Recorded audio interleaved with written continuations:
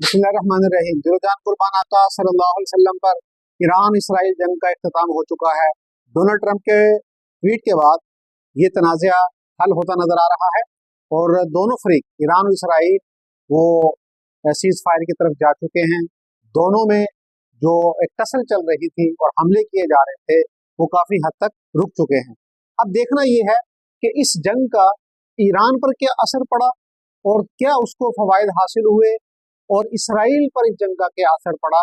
अगर हम ईरान को देखें तो इस जंग में अगरचा ईरान की टॉप क्लास मिलिट्री लीडरशिप के कुछ लोग वो शहीद हुए, इसी तरह कुछ के एटमी साइंटिस्ट वो शहीद हुए और इसी तरह बहुत से जगहों पर शदीद अटैक भी हुए, फिजाई हमले हुए।